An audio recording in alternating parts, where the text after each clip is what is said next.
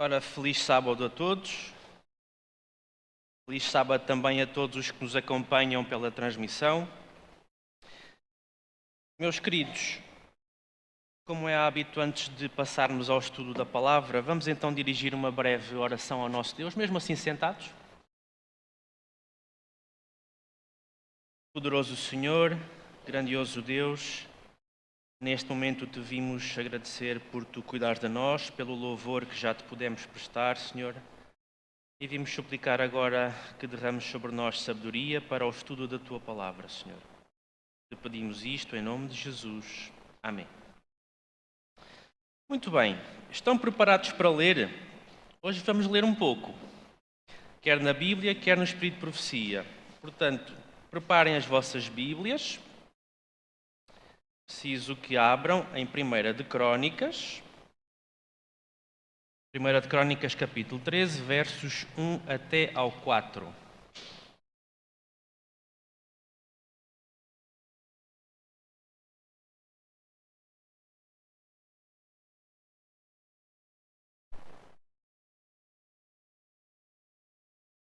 Diz-nos o seguinte: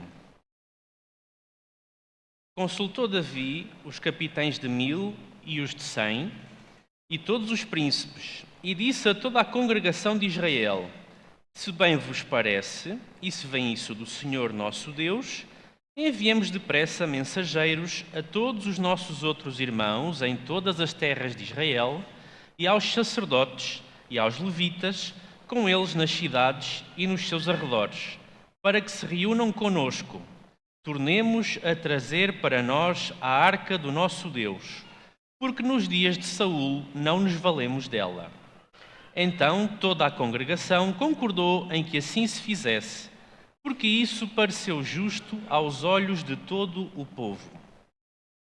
Estamos aqui num contexto em que o rei Davi, já é ele que está no trono, Saul já é falecido, e o rei Davi, numa certa altura, decide que está na hora de voltar a trazer a Arca da Aliança para Israel. Porque, se vocês bem se lembram, a arca nesta altura estava na posse de quem? Os filisteus. Mais ou menos. Mais ou menos. Já não estava na posse dos filisteus. Tinha estado. Porque, se bem se lembram, no tempo ainda do profeta Samuel, antes de haver reis, não é? No tempo dos juízes, havia um sumo sacerdote chamado Eli, quando Samuel era criança, né, que tinha 2 filhos que não eram coisa boa. Não é? E eles é que levaram a arca para servir de amuleto numa guerra que perderam com os filisteus, e os filisteus ficaram com a arca, convencidos que tinham derrotado o grande Deus de Israel, que os deuses deles eram superiores ao Deus de Israel. Só que depois o que é que aconteceu aos filisteus? Aonde estava a arca, seguiam-se doenças, tumores, pobreza, fome, desgraças. E enquanto Israel não fazia esforço nenhum para tentar recuperar a arca, eram os filisteus que se queriam livrar dela o mais rápido possível. E então deixaram-na num local. Nós vamos ler 1 de Samuel, vamos voltar um pouco atrás. Eles colocaram a arca num carro de bois e deixaram que os bois seguissem aleatoriamente, e onde os bois parassem, ali ficaria a arca. Ora, 1 de Samuel, capítulo 6, versos 19 até ao capítulo 7, verso 2. A arca ficou, e os bois pararam numa localidade dentro de Israel, chamada Bet-Semes. E então ali ficou. Os habitantes de Bet-Semes viram aquilo, guardaram a arca, encheram-se de alegria e anunciaram a todo o resto de Israel que os filisteus tinham devolvido a arca. No entanto, acontece algo muito curioso em Bet-Semes. Vamos ler a partir do verso 19 do capítulo 6. Diz assim: Feriu o Senhor os homens de Bet-Semes, porque olharam para dentro da arca do Senhor. Sim, feriu deles 70 homens. Então o povo chorou, porquanto o Senhor fizera tão grande morticínio entre eles. Então disseram os homens de Bet-Semes: quem poderia estar perante o Senhor, este Deus Santo? E para quem subirá desde nós? Enviaram, pois, mensageiros aos habitantes de Quiriate-Jearim, dizendo: os filisteus devolveram a arca do Senhor. Descei, pois, e fazei-a subir para vós outros. Então vieram os homens de Quiriate-Jearim e levaram a arca do Senhor à casa de Abinadab, no outeiro, e consagraram Eleazar, seu filho, para que guardasse a arca do Senhor. Acontece uma coisa curiosa. A arca está em território israelita, em território do povo de Deus, Bet-Semes, e, no entanto, os habitantes israelitas de Bet-Semes são feridos por Deus, não é? Porque olharam para dentro da arca. E quando eles são feridos por Deus, qual é a reação deles? Como assim? Quem é que pode aguentar este Deus tirano, este Deus sanguinário? Foi isso que eles disseram? O que é que eles dizem? Quem é que pode estar perante o Senhor, este Deus quê? Santo. Estranho. Então, perante a morte e o morticínio, eles reagem manifestando a santidade do Senhor. E no Espírito de Profecia nós temos informação sobre isto. Se me derem o controle, ok, eu espero, não há problema. Reparem, porque é que Jesus e Deus fere os israelitas de Bet-Semes? Diz o seguinte, Patriarcas e Profetas, e é o livro de Espírito de Profecia onde nos vamos concentrar hoje, diz assim no capítulo 57. Todo o Israel tinha sido ensinado a olhar para a arca com temor e reverência. Quando se exigia mudá-la de um lugar para o outro, os levitas nem sequer deveriam olhar para ela.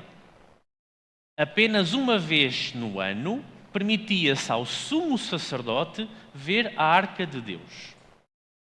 Mesmo os filisteus gentios, desconhecedores, não tinham ousado remover a sua cobertura.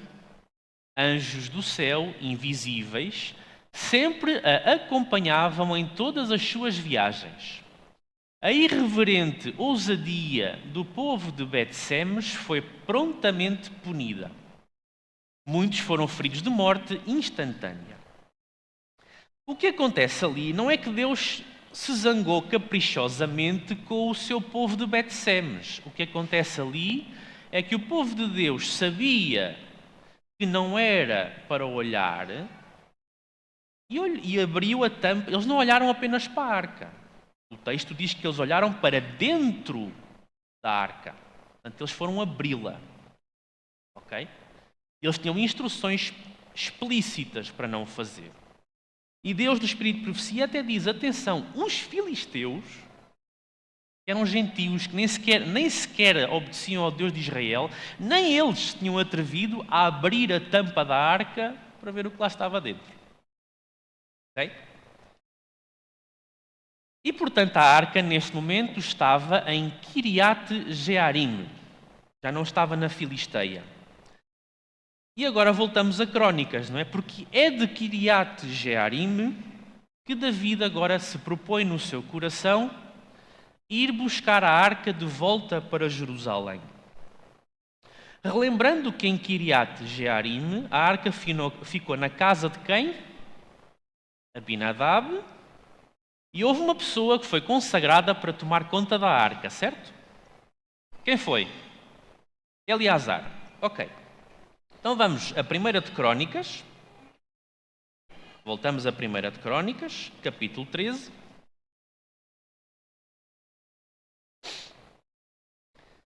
Vamos ler do verso 5 ao verso 8. Portanto, Israel, sob o reinado de Davi, agora propuseram-se, vamos trazer a arca de volta para Jerusalém, para a cidade santa. Muito bem, a partir do verso 5 diz assim: Reuniu, pois, Davi a todo Israel, desde Sior do Egito até à entrada de Amate, para trazer a arca de Deus de Kiriat Jearim. Então Davi, com todo Israel, subiu a Baalá, isto é, a Kiriat Jearim, que está em Judá, para fazer subir dali a arca de Deus, diante da qual é invocado o nome do Senhor, que se assenta acima dos querubins. Puseram a arca de Deus num carro novo e a levaram da casa de Abinadab, e Uzá e Aiô guiavam o carro. Portanto, eles chegam lá, uma grande festa, David convoca a nação inteira, os príncipes, os sacerdotes, os habitantes, vamos todos lá. É uma grande festa porque vamos trazer a arca de volta para o lugar dela, não é? O templo sagrado. Então reúnem-se lá todos e vêm todos, grande festa, e a arca vem aonde? Em cima do quê? De um carro novo de bois, que era o carro novo de onde ela tinha chegado quando veio dos filisteus. Tinha ficado ali. E quem é que vem a tomar conta da arca? Quem é que está lá no texto? Uzá e Aiô. Pergunta: onde é que está Eleazar? Não foi Eleazar que foi consagrado para tomar conta da arca? Estranho. Estranho. Não é? Reparem, vamos ler. Diz assim: David convocou 30.000 dos principais homens de Israel, pois era seu intuito tornar aquele ato um espetáculo de grande regozijo, de grande alegria, não é? E imponente manifestação. O povo correspondeu alegremente ao convite. O sumo sacerdote, juntamente com seus irmãos no ofício sagrado, portanto, todos os levitas, não é? E os príncipes e homens principais das tribos reuniram-se em Kiriat Jearim. David estava radiante de santo zelo. A arca foi trazida da casa de Abinadab e colocada num carro novo puxado por bois, enquanto 2 dos filhos de Abinadab a acompanhavam. Os homens de Israel se iam em seguimento, com exultantes aclamações e com cânticos de regozijo, unindo-se melodiosamente uma multidão de vozes com o som de instrumentos musicais. David e toda a casa de Israel alegravam-se perante o Senhor, com harpas, com saltérios, com tamboris, com pandeiros e com símbolos. Vinha tudo, uma grande festa, em santo zelo, era assim que estava David, santo zelo, festa, melodia, alegria, até reverência. E agora vamos ler do verso 9 ao verso 14, porque agora acontece uma coisa curiosa. Ora, 1 de Crónicas, capítulo 13, versos 9 até ao 14. Diz assim: Quando chegaram à eira de Quidom, estendeu Uzá a mão à arca para a segurar, porque os bois tropeçaram.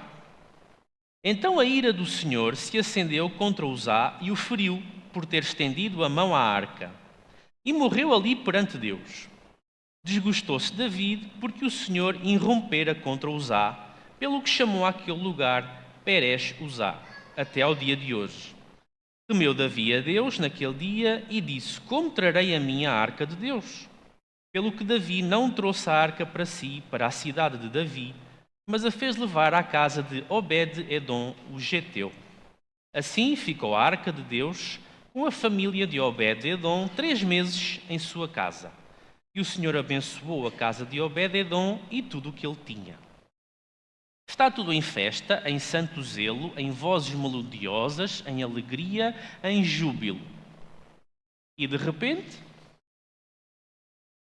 o carro tropeça, a arca inclina e alguém vai segurar. Pergunta: então, mas Uzá não queria apenas impedir que a arca caísse no chão e se estragasse? O que é que Uzá fez de errado? Aparentemente, fica esta pergunta. O próprio David, diz o texto, que David desgostou-se com Deus e, por se ter desgostado com Deus, chamou àquele lugar Pérez Uzá, porque se desgostou com Deus. Ó Senhor, então mas Uzá queria apenas que a arca não caísse no chão. É estranho. Reparem, o que é que diz o Espírito de Profecia? Fazia muito tempo que Israel não via uma cena de triunfo como aquela. Com alegria solene, o vasto cortejo serpeava por entre colinas e vales em direção à santa cidade. No entanto, a sorte de Uzá foi um juízo divino pela violação de uma ordem explícita. Por meio de Moisés, o Senhor dera instrução especial com relação ao transporte da arca. Ninguém, a não ser os sacerdotes descendentes de Arão, devia tocá-la ou mesmo olhar para ela, estando descoberta. A instrução divina era: os filhos de Coate virão para levá-lo, o santuário e a arca, mas no santuário, incluindo a arca, não tocarão, para que não morram. Isto está no livro de Números, capítulo 4, verso 15. Os sacerdotes deviam cobrir a arca e então os coatitas deviam carregá-la pelas hastes, as quais eram colocadas em argolas de cada lado da arca e nunca se removiam. Okay? Havia instruções. Deus tinha dado instruções específicas para o manuseio daqueles objetos. A própria construção dos objetos, quando Deus disse a Moisés: vais fazer a arca assim, ele disse: vais pôr argolas dos dois lados da arca, vais fazer duas hastes, as hastes passam nas argolas e é por elas que eles carregam a arca. Havia instruções específicas. O problema é que eles não seguiram as instruções. Reparem, o texto continua, diz assim: aos gersonitas, portanto os descendentes de Gerson, e meraritas, descendentes de Merá, que tinham a seu cargo as cortinas, as tábuas e as colunas do tabernáculo da parte de fora, Moisés deu carros e bois para o transporte daquilo que lhes era confiado. Mas aos filhos de Coate nada deu, porquanto a seu cargo estava o santuário e o levavam aos ombros. Números, capítulo 7, verso 9. Assim, no trazer a arca de Kiriat Jearim, houve uma desatenção direta e indesculpável às determinações do Senhor. David e seu povo tinham-se congregado para efetuar uma obra sagrada. E à mesma entregaram-se com coração alegre e disposto. Boa. Mas o Senhor não podia aceitar o serviço, porque não era efetuado de acordo com as suas orientações. Os filisteus, que não tinham conhecimento da lei de Deus, e por inerência também dos estatutos, destas instruções específicas, tinham colocado a arca num carro quando a devolveram a Israel. E o Senhor aceitou o esforço que fizeram, porque não tinham conhecimento. Mas os israelitas tinham nas suas mãos uma declaração compreensível da vontade de Deus em todas estas questões. E a sua negligência a tais instruções desonrava Deus. Reparem, o que é uma declaração compreensível? Primeiro, o que é uma declaração? O que é uma declaração? É um conjunto de informações, tipicamente em formato textual num papel, por exemplo, ou hoje pode ser em suporte eletrónico, que tem lá informações em texto. E o que é que significa serem compreensíveis? Significa que dá para compreender, dá para saber que instruções são. Não é um texto estranho que ninguém consegue ler. E, portanto, quais eram as declarações compreensíveis que Israel tinha? Os primeiros 5 livros da Bíblia, pelo menos. A Torá, nós vimos que as instruções estavam no rolo de números. Hoje nós chamamos-lhe livro. Naquele tempo eram rolos. Estavam na posse deles. Eles podiam ir lá ler. Estava na língua deles. Era compreensível. E, portanto, a negligência e a desatenção às instruções desonrava Deus. Porquê? Porque, pelos vistos, o seu povo da aliança, afinal, não queria saber das instruções que ele tinha dado. Ele tinha inspirado profetas, ele tinha inspirado muitas pessoas, homens e mulheres, para escreverem, para deixar tudo registado, para ensinar. Os textos eram lidos ao povo. Todos os sábados de manhã nas sinagogas era lido um texto, era explicado, era ensinado. Ninguém podia dizer assim, mas eu não sabia. Mesmo que nunca tivesse ido ler o rolo de números, bastava pedir para ler. Não era vedado o acesso a ninguém. As pessoas podiam ir e pedir para ler. Estava acessível.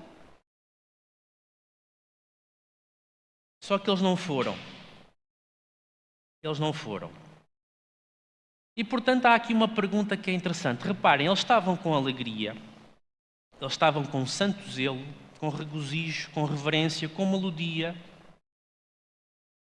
E a pergunta é, nós podemos estar com reverência, com solenidade, com alegria, tudo correto, mas a fazer a coisa errada? Podemos.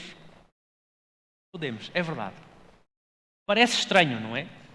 Porque Deus quer alegria, Ele quer reverência, Ele quer santo zelo, solenidade, Ele quer isso tudo. Só que podemos mesmo assim estar a fazer a coisa errada. Às vezes,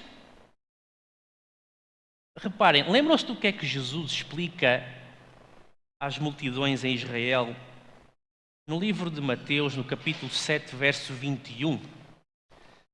Muitos de vós conhecem este texto de memória, ou pelo menos a primeira metade deste texto de memória. Podem não associar à referência bíblica. Mas se eu começar a dizer o verso, vocês vão conseguir dizer a primeira metade, pelo menos. Em que Jesus diz assim, olhem, nem todo o que me diz entrará no reino dos céus. E mais. Porque o verso não acaba ali. É verdade, vamos abrir Mateus, Evangelho de Mateus, capítulo 7. Evangelho de Mateus, capítulo 7, verso 21. Jesus diz assim, nem todo o que me diz Senhor, Senhor, entrará no reino dos céus, mas aquele que faz a vontade de quem? Ok, que está nos céus.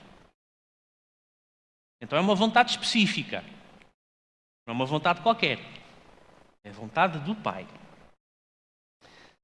E será que eles aprenderam a lição? Porque, pronto, aconteceu ali uma desgraça enorme. Não é? Aconteceu ali uma desgraça enorme e eu não tenho o slide na televisão, não sei porquê. Já vamos ver.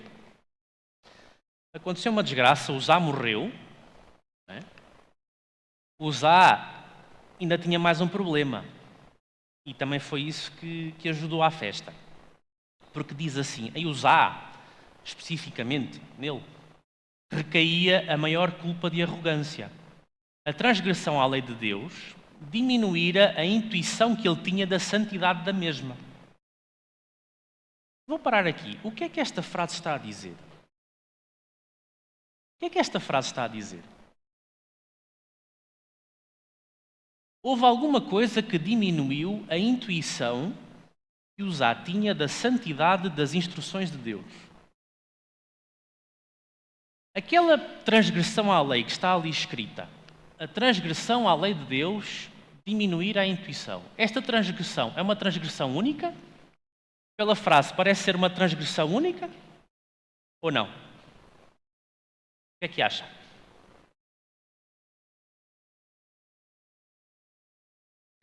Ninguém sabe. Ou ninguém quer responder. Aquela frase dá claramente a entender, e reparem, um processo de perda de intuição ou de discernimento entre o sagrado e o profano é um processo. Não acontece assim. E, portanto, aquela transgressão foi um processo de transgressões ao longo do tempo. E esse é um problema que nós, seres humanos, corremos esse risco. Quanto durante mais tempo nós vamos transgredindo, e reparem que ali não diz que era transgressão grande ou pequena, é transgressão. Transgressão é transgressão.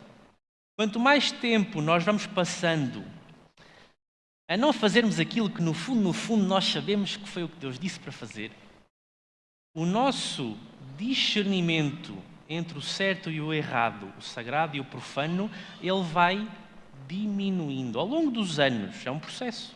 Meses, anos, décadas. E pode diminuir a tal ponto que, como nós muitas vezes dizemos na igreja, Deus passa a ser apenas o nosso Pai, é o nosso amigo, né? É o melhor amigo, Jesus é o melhor amigo, Deus é o melhor amigo, é o paizinho, é o papá. Ele é isso tudo. Ele é o papá, está correto. Ele é o paizinho, é. Ele é o melhor pai do mundo, é. Ele é o melhor amigo do mundo, também é. Mas ele não deixou de ser Deus. Correto? Às vezes nós podemos, de tanto o tratarmos como paizinho e amigo, de repente começamos a reduzir a nossa intuição, o nosso discernimento de quão alto ele é. Reparem que o escritor das crónicas, provavelmente seriam até vários cronistas, no verso 6, voltem lá ao verso 6 do capítulo 13, ele está a descrever o processo todo, que eles puseram a arca no carro, vinham com alegria, mas ele faz ali uma pequena pausa no texto, entre vírgulas. Verso 6. Ele diz assim: então David com todo Israel subiu a Baalá, isto é, a Kiriat Jearim, está a relatar o que aconteceu, que está em Judá, para fazer subir dali a arca de Deus. E depois tem uma vírgula, e ele aqui vai fazer um à parte. E o à parte diz assim: diante invocado o nome do Senhor que se assenta acima dos querubins. Ponto final. Depois continua o relato meramente histórico e factual. No meio, ele faz uma pausa para relembrar que o Senhor é aquele que se assenta acima dos querubins. É interessante. Ele não se imiscuiu de no texto colocar lá uma notazinha, olha, atenção, é o pai, é o amigo, mas é aquele que se assenta acima dos querubins. Reparem, Deus não pode aceitar uma obediência parcial, uma maneira frouxa, desleixada, assim já está bom, assim está bom o suficiente, de tratar os seus mandamentos. Pelo juízo sobre Uzá, era seu intuito impressionar todo o Israel quanto à importância de dar estrita atenção aos seus requisitos. Ele não quis matar Uzá só porque, estou chateado contigo, pumba!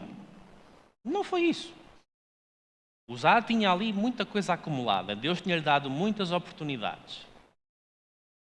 Mas através de Uzá, para quem a porta da graça já tinha fechado, Deus queria ainda ensinar os outros à volta. Atenção, não se esqueçam, eu sou o papá, eu sou o amigo, mas eu sou aquele que se assenta acima dos querubins. Mas pronto, esta tentativa falhou, não é? Será que eles aprenderam a lição? Vamos saltar agora em Crónicas do capítulo 13 para o capítulo 15. Porque nós sabemos que houve quantas tentativas de trazer a arca de volta? Quantas tentativas houve? Ninguém sabe? 3? Ui! 2. Já lemos a primeira. Ok, vamos ler a segunda. Capítulo 15, versos 1 até ao 13. Passou algum tempo, tiveram algumas batalhas com os filisteus. Diz assim então: fez também David casas para si mesmo na cidade de David e preparou um lugar para a arca de Deus e lhe armou uma tenda. Então disse David: ninguém pode levar a arca de Deus senão os levitas, porque o Senhor os elegeu para levarem a arca de Deus e o servirem para sempre. David reuniu a todo Israel em Jerusalém para fazerem subir a arca do Senhor ao seu lugar que lhe tinha preparado.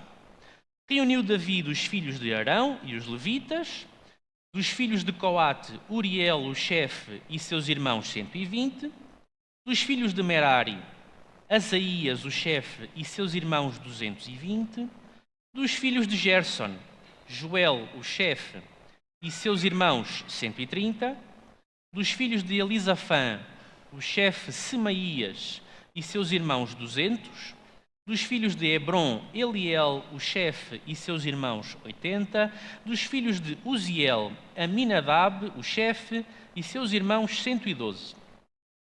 Chamou Davi os sacerdotes, Zadok e Abiatar, e os levitas Uriel, Asaías, Joel, Semaías, Eliel e Aminadab, e lhes disse: Vós sois os cabeças das famílias dos levitas. Santificai-vos, vós e vossos irmãos, para que façais subir a arca do Senhor Deus de Israel ao lugar que lhe preparei. Pois, visto que não a levastes na primeira vez, o Senhor nosso Deus irrompeu contra nós, porque então não o buscamos segundo nos fora ordenado. Ui, está diferente, certo? Bem diferente. O que é que Davi começa por dizer? Atenção, ninguém pode levar a arca a não ser os levitas. Ok. O que é que ele faz a seguir? Faz o mesmo que fez da primeira vez. Vai reunir os sacerdotes, os líderes das tribos, o povo de Israel. A reunião do povo está igual. Okay? É todo o povo. Pelo menos na sua representação da liderança. E muitos homens e muitas pessoas. Chama os sacerdotes. E relembramos que da primeira vez os sacerdotes e os filhos de Arão também lá estavam. Eles estavam lá. Eles podiam ter carregado a arca. Eles estavam lá.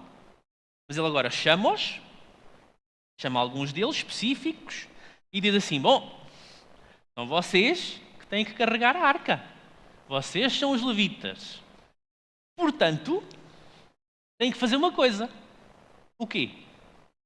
Santificai-vos. Lembram-se quando a arca ficou em Kiriat Jearim, na casa de Abinadab? O que é que foi feito? Foi consagrado, santificado, Eleazar, para tomar conta dela. Ok? Estão aqui a ver diferenças. E no verso 13, David é muito claro. David explica a toda a gente: olha, foi por causa disto que na primeira tentativa aconteceu o que aconteceu. Porque nós não fizemos as coisas de acordo com o que Deus tinha ordenado, dito para fazer. Ou seja, a vontade de Deus. Não é? Ok. Então, versos 14 e 15. O que é que eles fizeram em resposta à explicação de David? Diz assim, versos 14 e 15. Santificaram-se, pois, os sacerdotes e levitas para fazerem subir a arca do Senhor Deus de Israel. Os filhos dos levitas trouxeram a arca de Deus aos ombros pelas varas que nela estavam, como Moisés tinha ordenado, segundo a palavra do Senhor. Boa. Eles perceberam. Ok, vamos fazer segunda tentativa. Mas agora nós já percebemos o que é que fizemos mal. Reparem, Espírito de Profecia novamente. É tudo em Patriarcas e Profetas. Capítulo 70 sempre. Diz assim: a reprovação divina, com a morte de Uzá, não é? Cumpriu a sua obra em Davi. Foi levado a compenetrar-se como nunca dantes da santidade da lei de Deus e da necessidade de obediência desleixada. Estrita. Ok. Parcial, frouxa. Não. Estrita, detalhista, cuidadosa, estudiosa.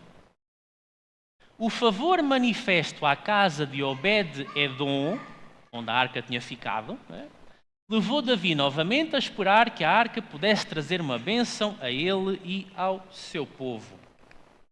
Ao final de 3 meses, como diz no texto bíblico, resolveu fazer outra tentativa para mudar a arca e dispensou agora cuidadosa atenção à execução das instruções do Senhor em todo o pormenor. De novo, foram convocados os homens principais da nação e uma vasta congregação se reuniu em torno da residência do Geteu, em Obed-Edom. Com reverente cuidado, a arca foi agora posta sobre os ombros de homens divinamente designados. A multidão pôs-se em linha e, com corações a tremer, o grande séquito partiu novamente.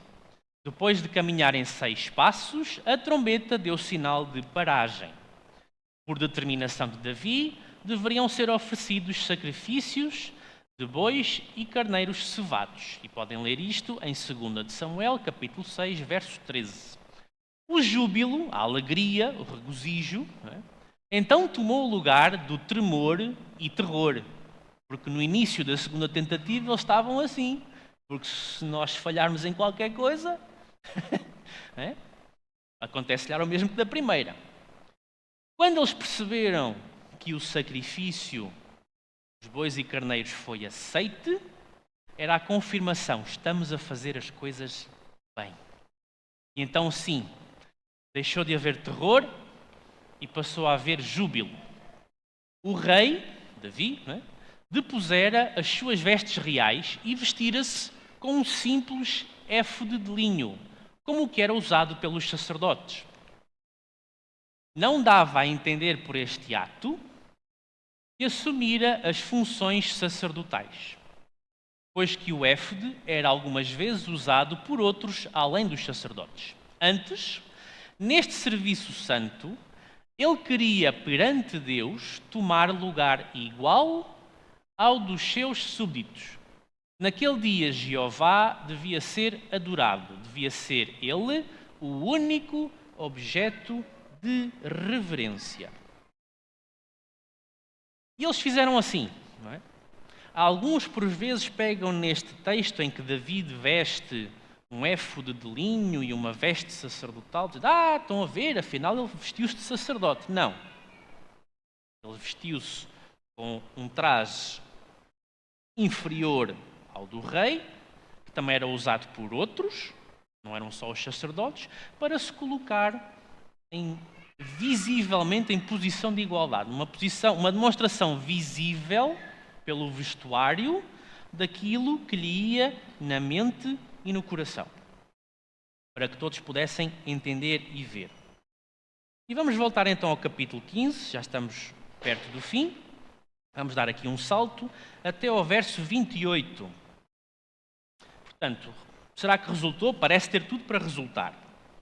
Verso 28 do capítulo 15 de 1 de Crônicas diz assim: Assim todo o Israel fez subir com júbilo a arca da aliança do Senhor, ao som de clarins, de trombetas e de símbolos, fazendo ressoar alaúdes e harpas.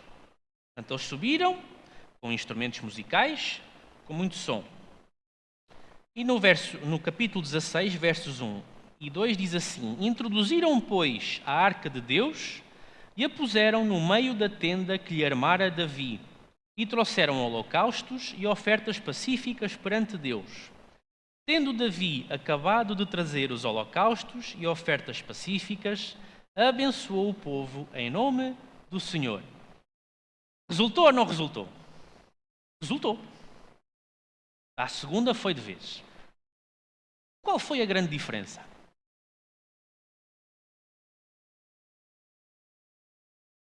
Santificação. Obediência. Mas obediência a quê? Eu posso obedecer a muita coisa. À vontade de Deus. Eu, às vezes posso obedecer à minha vontade. Foi o que eles fizeram da primeira vez. Lembram-se da primeira vez? David congrega o povo e diz: vamos buscar a arca. E depois o texto bíblico diz no capítulo 13: pareceu bem a todo o povo. Pareceu bem às pessoas. Ninguém se lembrou de dobrar os joelhos no chão No quarto, sossegado. E ir perguntar-se lá em cima, olha, e tu, concordas? Achas que estamos a fazer bem? Ninguém se lembrou disso. Aqui há a diferença. Aqui fizeram tudo de acordo com a vontade que importa. Por isso é que o título deste sermão, que viam no slide inicial, era o quê? A melhor vontade. Aquela que é a melhor. Porque vontades há muitas. Há a minha vontade, há a vontade do Jaime, há a vontade da Paula, há a vontade de cada um de vós, há a vontade da sociedade lá fora. E depois, no meio, acima destas vontades todas, há a melhor vontade, que é de Deus. E quantas vezes nós, na nossa vida diária, temos que escolher entre vontades? Vamos ser sinceros. Temos que fazer escolhas entre vontades constantemente. Constantemente. O que é que eu vou fazer hoje? O que é que eu vou fazer a nível profissional? Até as coisas práticas da vida. O que é que eu vou vestir hoje? O que é que eu vou comer ao almoço? O que é que eu vou cozinhar? O que é que eu vou comprar o quê? Quando vou às compras? O que é que me falta lá em casa? São muitas escolhas e para cada uma destas escolhas podem haver vontades diversas. Se houver mais do que uma pessoa em casa, então ainda há mais vontades diversas, não é? Mas mesmo só com uma pessoa em casa, há pelo menos duas vontades. Há a vontade da pessoa e há a vontade de Deus. Se coincidirem, excelente. Mas às vezes podem não coincidir. Às vezes podem não coincidir em muitas coisas, não é? E por isso é que é importante nós habituarmos-nos à vontade de Deus. Vamos aos últimos textos de Espírito de Profecia. É muito importante nós percebermos que há uma vontade que é melhor do que a nossa. Diz assim, todas as tribos estiveram representadas nesta cerimónia. A celebração do acontecimento mais sagrado que até então assinalara o reinado de David. Reparem, o mais sagrado, o mais importante, o mais valioso não era os territórios todos que ele já tinha conquistado e as derrotas que ele tinha infligido aos inimigos, aos filisteus, aos idólatras, àqueles que vinham tentar humilhar o Deus de Israel. Não era isso que era o mais valioso. O mais valioso era a presença do Senhor, que era isso que a arca simbolizava. Ela não era literalmente, né? Mas ela simbolizava a presença de Deus.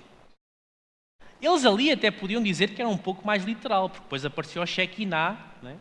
Entre os dois querubins, lá na tampa da arca. Mas era um símbolo.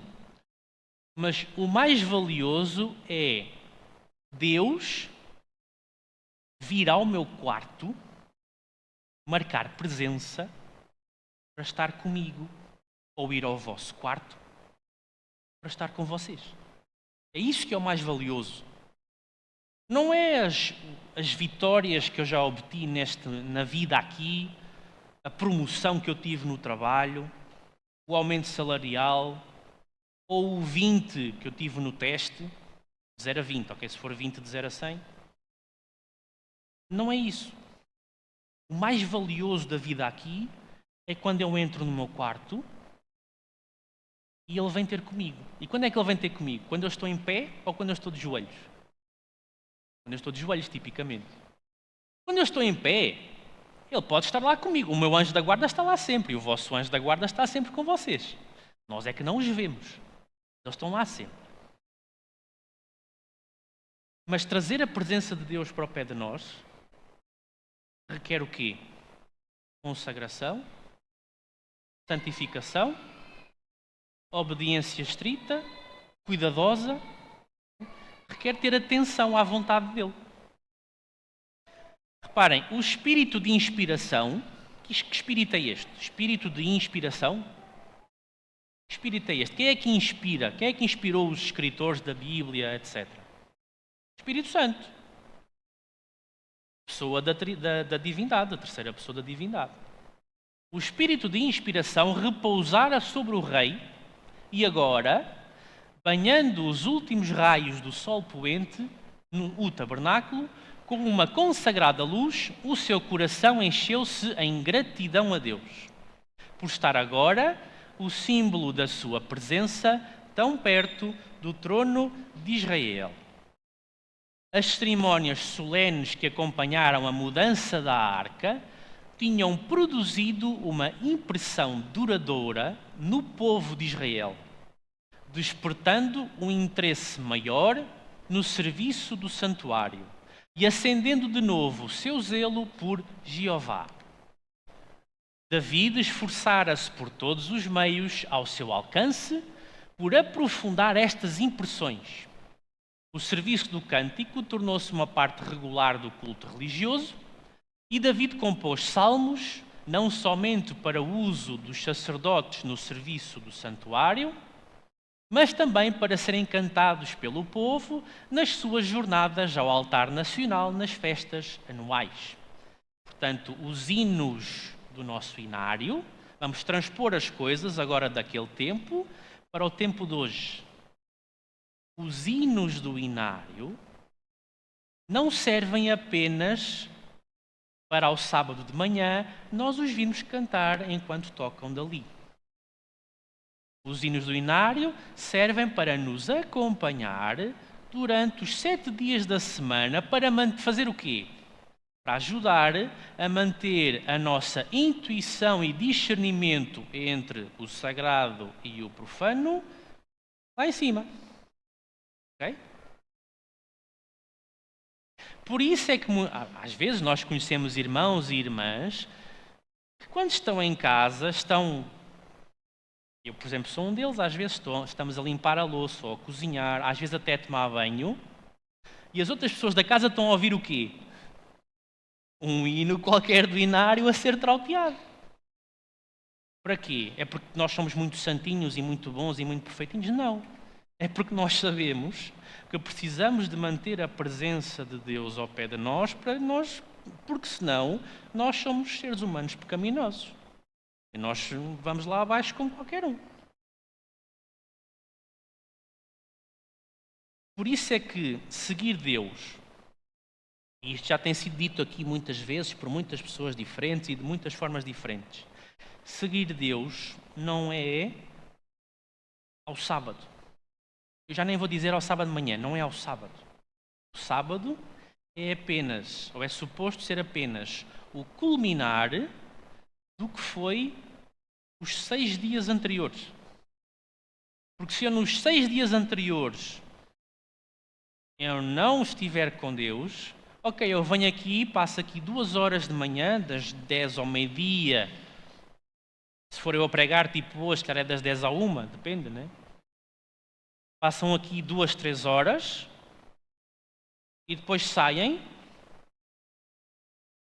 Ok, fizeram 2, 3 horas em que, pronto, alimentou, como dizem alguns, hoje saí daqui cheio. Mas só estamos cheios hoje?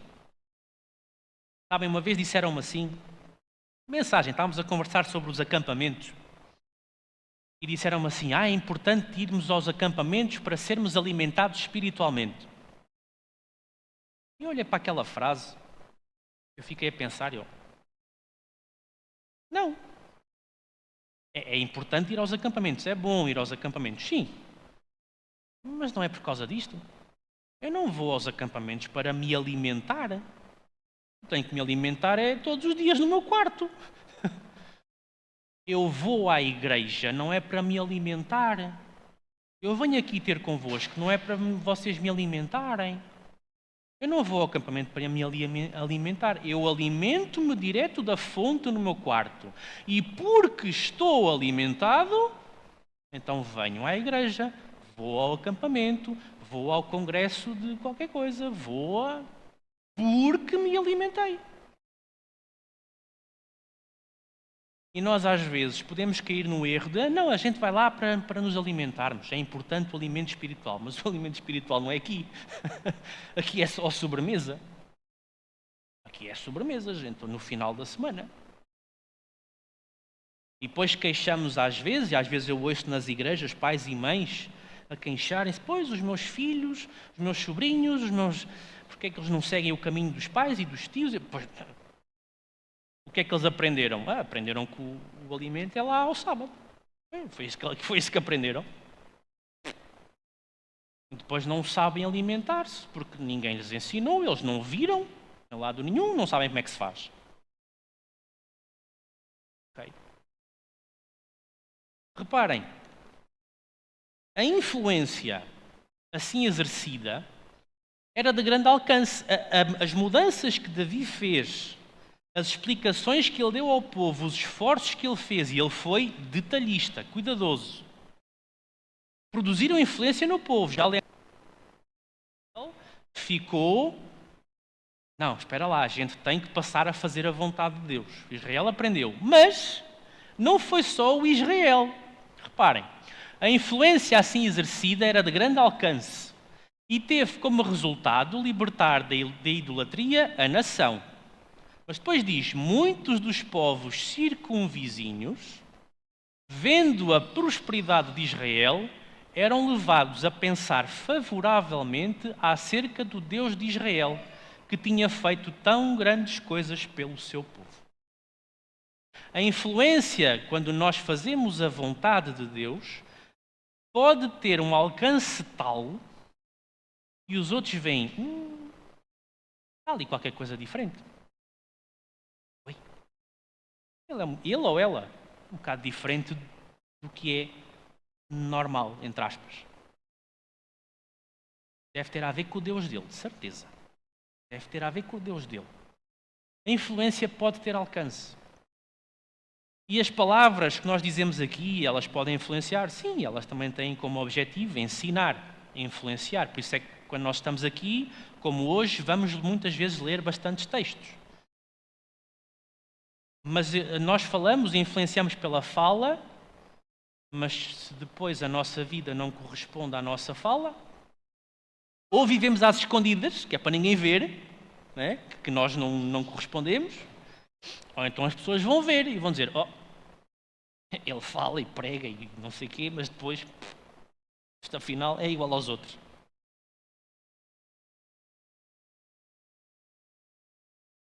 E reparem, isto parece às vezes, quando falamos deste Deus, e para terminar, para entrarmos na última parte, quando olhamos para Deus nestas alturas em que ele parece ser tão exigente, tão rígido, tão... Às vezes parece, não é? Quando lemos estes textos, bem, Deus, gente.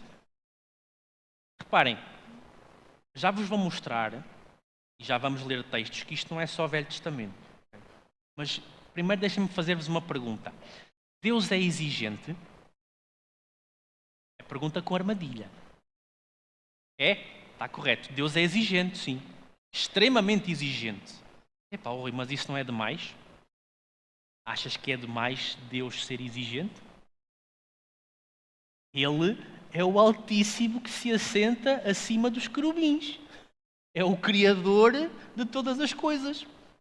Se calhar não é assim tão exagerado ele ser exigente. Reparem, quando eu digo eles, Deus Pai, Deus Filho, Deus Espírito Santo, quando eles formularam o plano da salvação, ainda antes de existir pecado, eles fizeram apenas assim um esboço assim frouxo, assim, vamos fazer assim um esboço, depois se for necessário mesmo fazer, a gente elabora com detalhe. Foi isso que eles fizeram. É isso que o Espírito de Profecia revela? E a Bíblia? Não.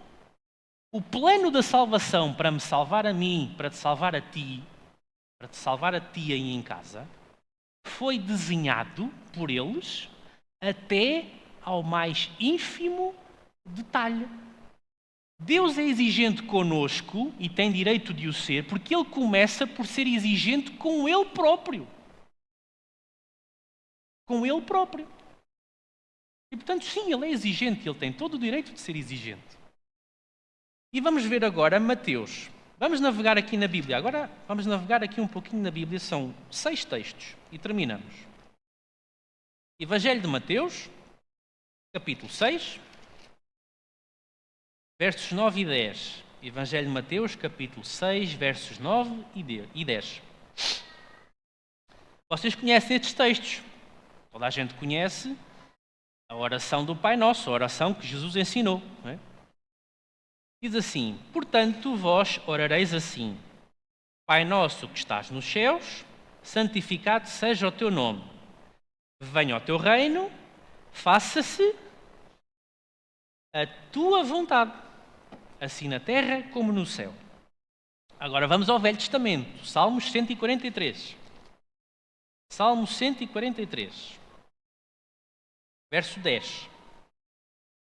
Salmo 143, verso 10. Ensina-me a fazer a tua vontade, pois tu és o meu Deus. Guia-me o teu bom espírito por terreno plano. Lucas 22. Vamos voltar ao Novo Testamento. Lucas capítulo 22. Versos 41 e 42.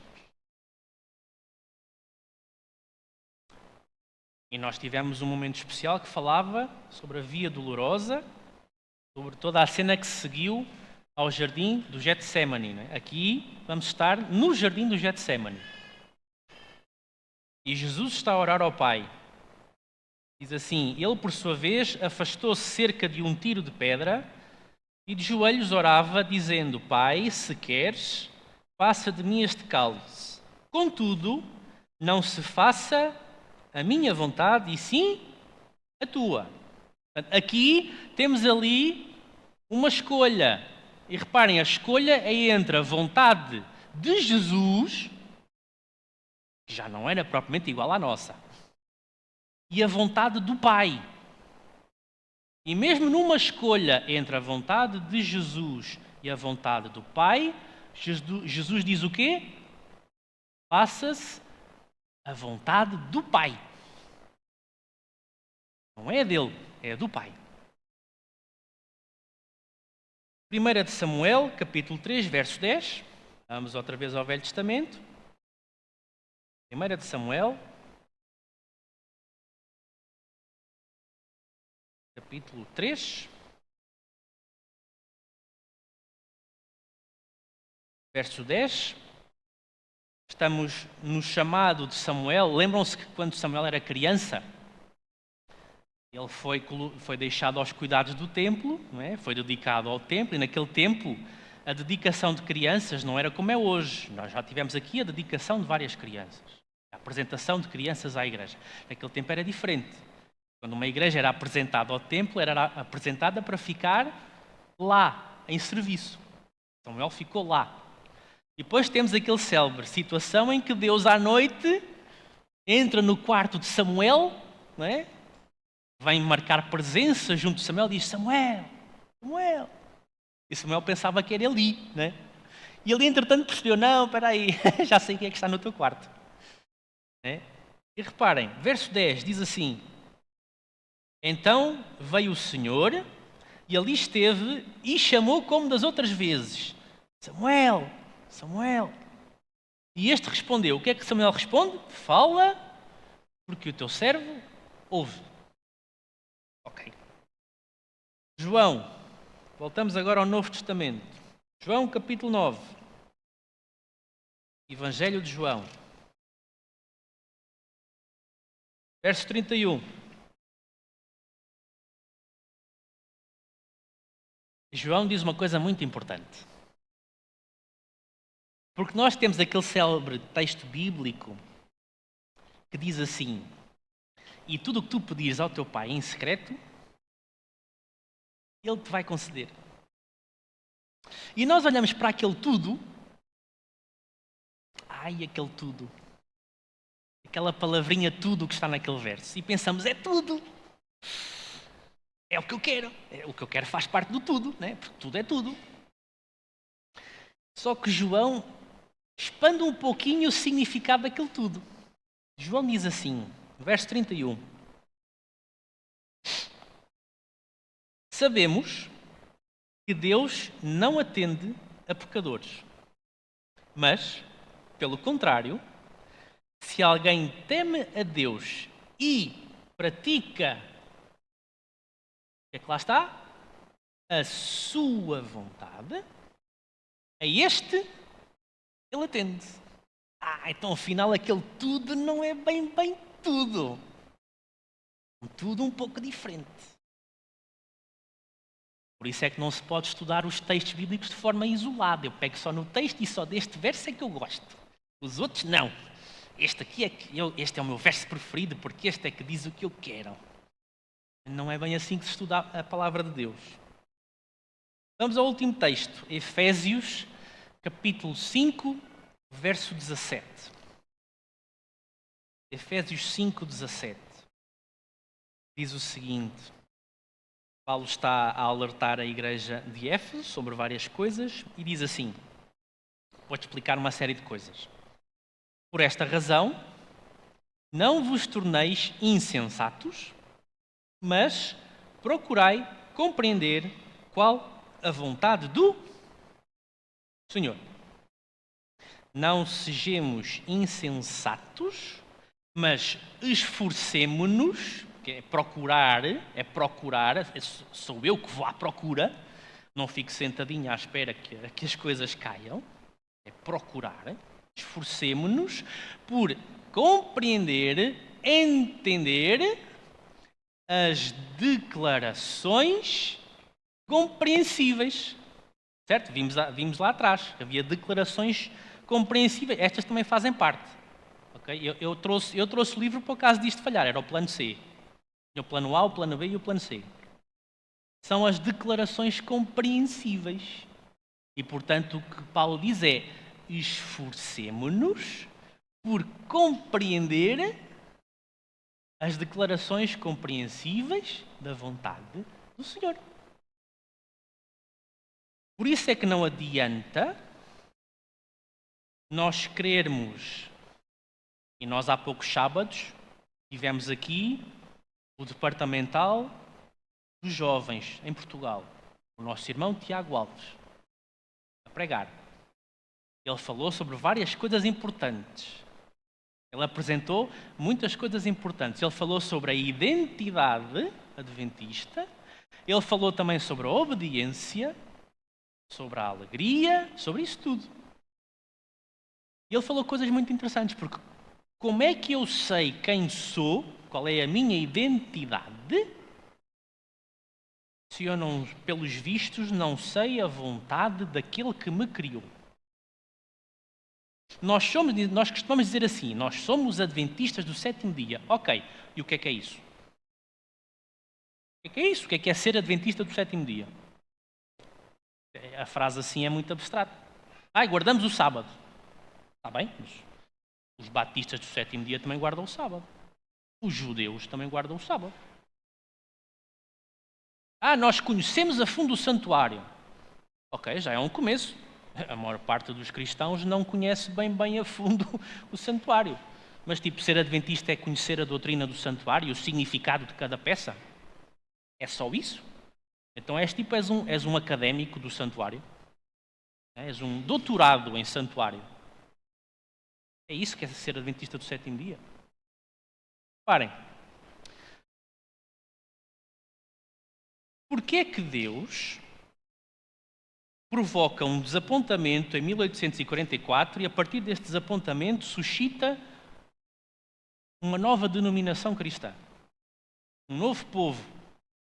Nós vemos na sequência das cartas de Apocalipse, capítulo 3, as cartas às igrejas, que de forma ilustrativa o povo adventista está representado pela última carta. Nós somos um povo que foi suscitado por Deus para quê?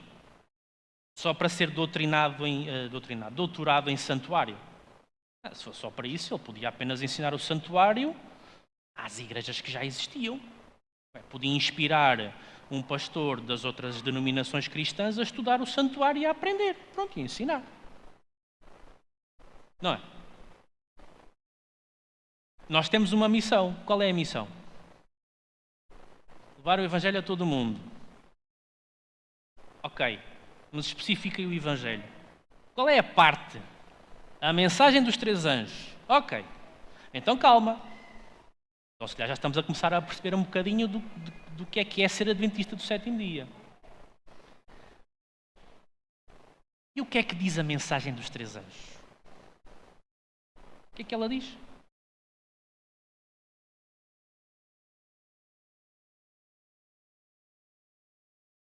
Temei a Deus, dá-lhe glória, porque vinda é a hora do seu juízo, julgamento, análise, verificação, correção do teste, como quiser. E adorai aquele que fez os céus. Ok. Eu posso temer o Senhor sem prestar atenção à vontade dele. Então, olha, temei ao Senhor e dá-lhe glória. Quando quiseres trazer a arca, a presença de Deus, para o pé de ti, para o teu quarto, a tua Jerusalém, santifica-te, okay? Estuda, prepara-te, porque trazeres a presença de Deus para o pé de ti é a coisa mais sagrada que tu podes fazer. E, portanto, temer a Deus e dar-lhe glória é a coisa mais sagrada que o povo de Deus pode fazer. E por isso é que nós não podemos viver, não é vir à igreja ao sábado, é viver, e a semana tem 7 dias, nós não podemos viver de maneira frouxa, descuidada e a fazer apenas a nossa vontade. Nós apenas devemos fazer a nossa vontade quando ela coincide com a vontade de Deus. Agora, quando eu tenho uma decisão a tomar, o que é que eu devo fazer? Consultar Deus. Perguntar, Senhor, o que queres que eu faça? Existem traduções da Bíblia que naquele texto, quando Paulo cai do cavalo, que Jesus lhe aparece, e Jesus diz, Paulo, por que me persegues? Não é? E Paulo percebe que está a falar com Deus. Algumas traduções da Bíblia dizem que Paulo diz assim, Senhor, o que queres que eu faça? Quando Paulo percebeu que estava na presença do Divino, já não importava mais o que é que ele, Paulo, queria fazer.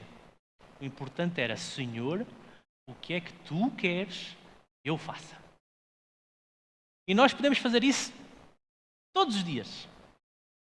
Quando eu me levanto, eu lavo-me, eu preparo-me.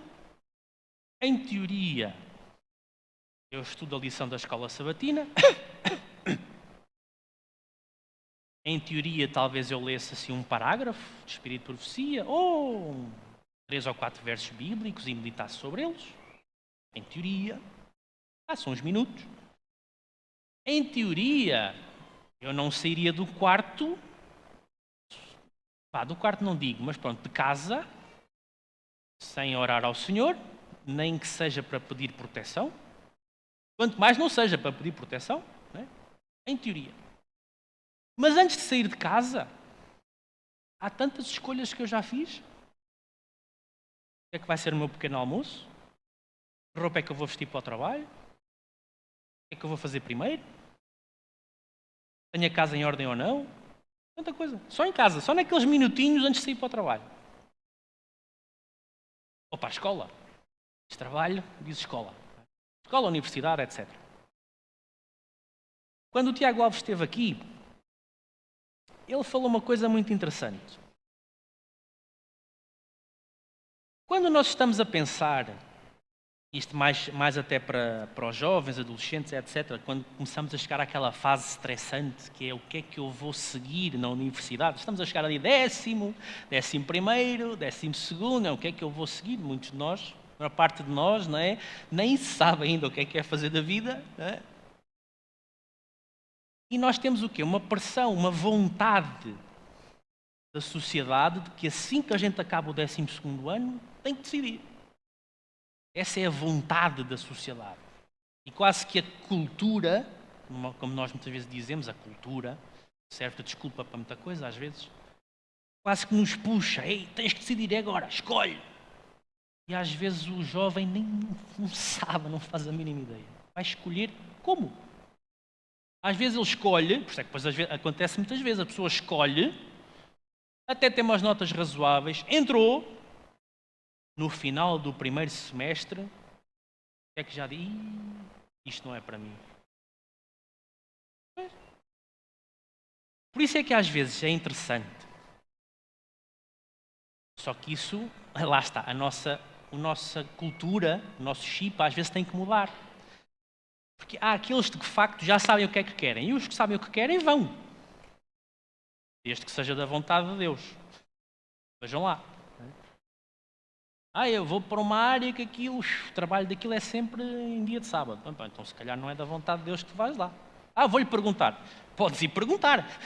Mas na prática ele já te disse, né? Pronto. Às vezes nós vamos perguntar muita coisa que Deus disse, olha, é só ir ler, eu já te disse. Mas para aqueles que às vezes não sabem, e para os pais, às vezes o problema nem é eles ou elas. Às vezes somos nós os adultos. Quando o Tiago Alves falou do projeto Geração para Servir, acho que é assim o GPS, Geração para Servir, é uma coisa que no meu tempo de jovem não havia muito. Às vezes pode ser importante, quando o jovem terminou o 12º ano, em que não tem que haver necessariamente uma pressão gigantesca, que ele tem que entrar para a universidade já, senão depois fica muito crescido, fica muito tarde, e depois já não entra. Depois... Gente, calma. Às vezes pode ser útil aquela pessoa passar um ano a trabalhar para Deus. Pode ser colportor, pode ser missionário, e às vezes a pessoa pode fazer um ano de trabalho para Deus, volta e até já sabe o que é que quer fazer, decidiu naquele ano em conversa com Deus, porque ao trabalhar com Deus aprofundou a relação diária com Ele, tipicamente. Ou às vezes até descobriu que afinal eu não quero nada, nem engenharia, nem física, nem não sei o quê, afinal não é nada disso, eu afinal tenho o mesmo jeito, é para trabalhar mesmo mais a fundo na missão. Às vezes tenho o mesmo jeito, é para ser obreiro, ou colportor, ou quem sabe até pastor, ou missionário, ou diretor, ou gestor numa instituição da igreja, vou estudar gestão de recursos humanos para depois ajudar na igreja, ou economia. Às vezes descobrem que podem ter formas de trabalhar na igreja que afinal, imagina se eu não tivesse vindo e tivesse entrado logo para a universidade. Sabem, às vezes nas escolhas que nós fazemos, isto é apenas um exemplo, ok? O objetivo deste sermão não é chegar aqui e estar a apelar a que ponham os vossos filhos no GPS. Bem? É um exemplo. Nós temos que nos habituar a, quando temos decisões para tomar, vou aceitar esta proposta de emprego, sim ou não? Vou entrar para este curso ou para o outro, sim ou não? Vou comer isto ou vou comer aquilo? Vou a esta festa ali com uns amigos meus, sim ou não? Vou isto, vou aquilo, vou aquilo outro. Quando nós temos decisões para tomar, a nossa cabecinha tem que acender uma lanternazinha, um sinal de alarme. Tim! O que é que Deus quer? Esse alarme tem que acender. Porque nós às vezes somos muito rápidos. Eu vou ali, eu vou não sei o que, eu faço, já tenho os meus planos todos.